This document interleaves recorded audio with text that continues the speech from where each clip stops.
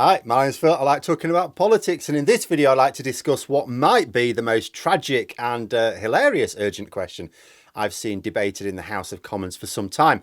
The Tories have their knickers in a proper twist over the Sue Gray appointment, and it was much funnier than I thought any parliamentary procedure ought to be. But first, if you'd like to be notified of daily news and politics, please subscribe to the channel and click the bell notification icon.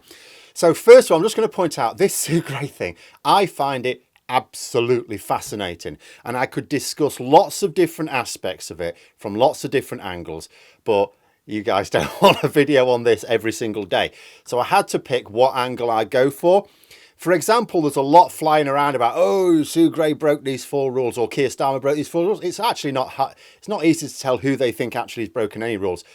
But I've been discussing people on Twitter and they're like, going, oh, but there's these rules. And you go, yeah, have you actually looked at the rules? Because those rules don't exist. If you look in the Civil Service Code of Conduct, those 4 rules don't exist. And so I could have done a video on the claims against what the actual documentation says, but as far as I'm concerned, they've not offered any evidence. Even if the rules did exist, they've not offered up any evidence that any were broken. So if this runs, I may do another video doing that, but I want to talk about the urgent question yesterday. So the Speaker, Lindsay Hoyle, he granted Conservative MPs this debate on an urgent question on the Sue Gray appointment, which is absolutely fine. Parliament can debate whatever it likes. I can't say I was surprised either. I'll tell you what did surprise me though, and it shouldn't have done, should not have done. So the Speaker, when he started it off, he pointed out that all the messages he received from Tory MPs requesting this urgent question were all worded the same. He said he made the point that it was clear mass lobbying, which he didn't appreciate. So what's happened is, this isn't a load of Tory MPs genuinely upset about this. They go, oh, we should have an urgent question. It was the Tory whips telling a load of backbenchers to submit a request, but not for the first time. They didn't have the wit to rewrite it in their own words.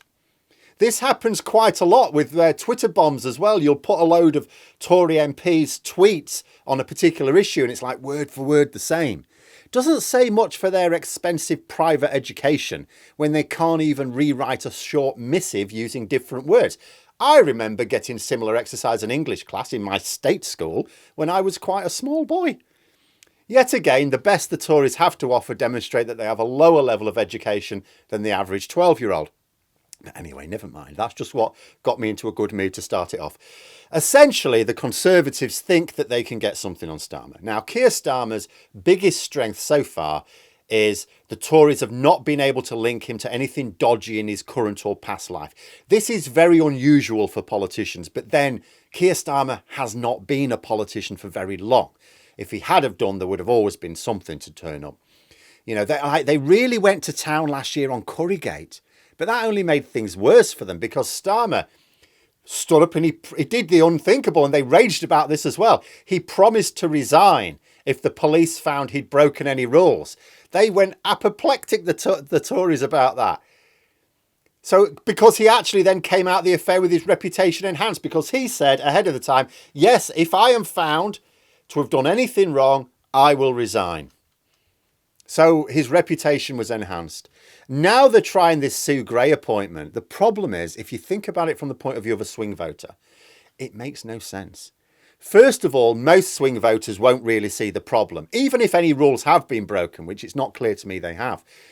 I mean, I get, committed Tory voters, of course, if you're Conservative, you will read something, oh, Starmer's broken some rule. Well, that doesn't surprise me. He's always been dodgy, hasn't he? With their tribal thinking. In the same way, if someone reported something about some wrongdoing on behalf of a Conservative MP, many people on the left will go, oh, well, that's Tories, they're all the same, aren't they? It's just that tribal thinking.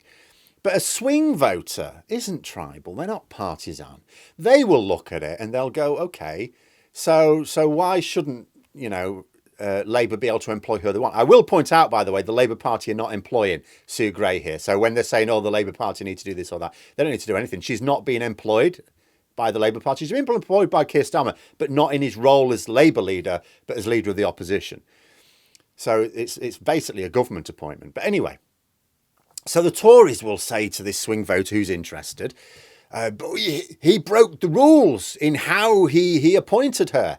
And they'll go, oh, how? Well, there's this rule that says a senior civil servant has to inform a COBA, the Advisory Committee on Business Appointments, before they accept a new rule. By the way, there isn't.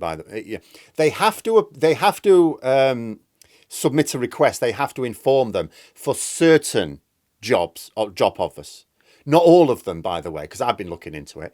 And it's mostly intended for civil servants who want to go and work for a private business who may want someone with inside knowledge of how government works. So it's not actually clear that Sue Gray had to inform anyone at any point, by the way. Just because they're saying, oh, there's this rule that says they do. There isn't. There's a rule that says they do under certain circumstances. But anyway, this swing voter will read this rule. They're not going to look into it. They'll just go, oh, you've got to. Oh, so it's for civil servants when they get a new job to inform this group. Okay, I see. So is Keir Starmer changing jobs then? No. Oh, okay. Is he a civil servant? No. All right. So how's he broken this rule for civil servants then? Do you see what I mean? If a swing voter wanted to understand what Starmer had done wrong, how did they pin this one on him? It'd be different if they were just trying to say Sue Gray had done something wrong. But they're not. They're not trying to pin it on Gray. They're trying to pin it on Starmer. Yes, you'll see a lot of smearing of Gray going on at the moment. That's Johnson's mates in the media. They're trying to smear Gray in order to somehow invalidate the completely unrelated Privileges Committee investigation. But most Tory MPs are trying to use this to attack Starmer. And then we have the questions that came up yesterday themselves. Tory MP after Tory MP got up to wag their fingers. There were two common themes running through their verbal diarrhea. The first is that this is unprecedented. The second was they kept asking, the minister running the show, who was the Paymaster General, if a CABA should be given statutory powers. So I'll look at that second one first, the statutory power. So they were asking a CABA to be given statutory powers. In other words, the legal right to enforce certain rules. So let me point out two things here. First, Tory MPs calling for these statutory powers is an understanding that it doesn't have them right now. In other words, if they decide that certain job moves are inappropriate or the length of gardening leave they think appropriate as no statutory power. So in other words, it's recommendations. So no rules are actually being broken, really. At best, maybe a convention is, and even that hasn't been demonstrated. This is what Tory MPs are really belly aching about. It's not because anything untoward has actually happened. It's that there's nothing they can do to stop it. That's why they're raging. Note that if it were against the rules, if any rules had been broken, there would be no raging. There would be no wasting parliamentary time with this urgent question. They would simply have pointed out the rules and enforced those rules. They are the government after all. But despite the nonsense they're getting their client media to come out with, I can't see that it's against any rules at all. And there's one where maybe it is and maybe it isn't. But if it is, then it's Sue Gray who's broken the rule, not Keir Starmer. If it were, it would be, if it were against rules, it would be Starmer with the problem, not the Tories. Another thing is that Tory MPs kept banging on about this idea of a 2-year block. This idea that a CABA can recommend this somewhere between 3 months and 2 years block. But and I assumed at first that was like the gardening leave, the time before which you could take up this position. But, you read through the rules, it actually relates to lobbying. So basically, as a permanent secretary grade, Sue Gray would not be allowed to lobby the government on behalf of her new employer for 2 years.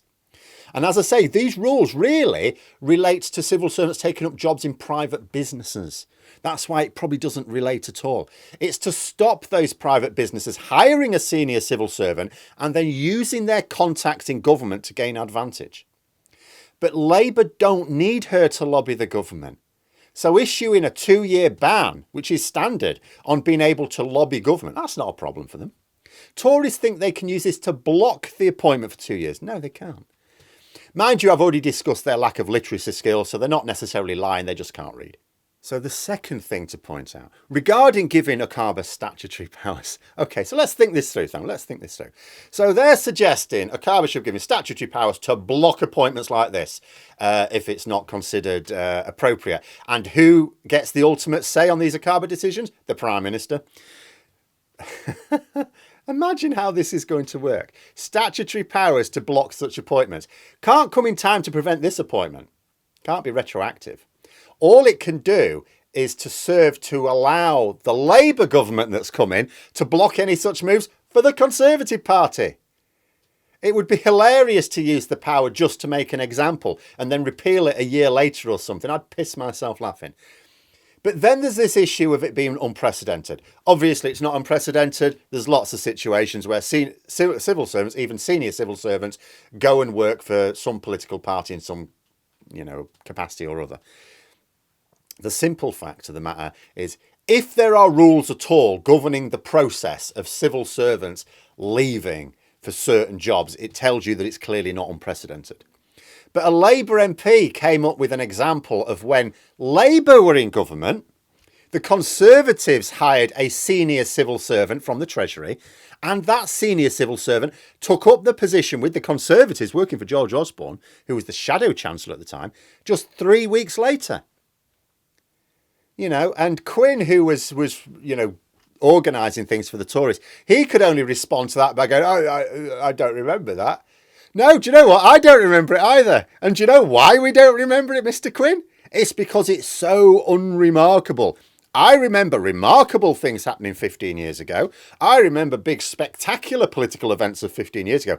I don't remember things that aren't remarkable at all. Because unlike what these Tory hypocrites are saying, it's not unremarkable. It happens all the time. We forget about it when it happens because no one makes a big deal of it. We'll remember this in 15 years' time, not because there was anything remarkable about it, but because the Tories made a massive deal about it. What is happening here is that, as I say, the Tories are so desperate to smear Starmer with something, anything, that they'll use whatever they can. A leaked WhatsApp conversation between Tory MPs showed one Conservative MP trying to explain to their desperate colleagues that they were making a fuss about nothing. Finally, I'll say this. If the Conservatives had actually exposed anything at all during their urgent question yesterday, if they'd managed to pin anything on Starmer at all, it would have been all over the front page of the Tory press today. Even the Daily Mail. Now, the Daily Mail will absolutely work with crumbs. They ran with Currygate for 2 weeks straight ahead of the local elections last year. Do you remember that? We'll probably get it again this year. They were more interested in stretching human rights laws in order to punish asylum seekers. Same with the Express, same with the Telegraph, same even with the Times. All of these Tory editors, all these papers, know that the asylum issue is just red meat in order to try and get votes for the next election. They know that these rules are never going to be come into being. They know that. They're publishing them as if the government are going to do this. They know the government aren't going to do this. They know the Tories aren't going to do this. The reason they're publishing it is because they're playing along with the Tory campaign strategy. If they thought that the voting public could possibly be swayed on their view of Starmer by this Sue Gray appointment, they'd have gone with that. Why wouldn't they? A chance to smear Starmer? Of course it'll be all over the front pages. But they know they stand a better chance with small votes than trying to get ordinary voters interested in the intricacies of how a civil servant gets a job with the leader of the opposition. All yesterday was Tory MPs trying desperately to find some way to win the next election without actually resorting to anything as grubby as running the country. But there we are. Those are my thoughts. Let me know yours in the comments below. I hope you found the video interesting. If you did, please click the like button. And if you'd like to support the channel further, the join button for memberships. And until next time, I'll see you later.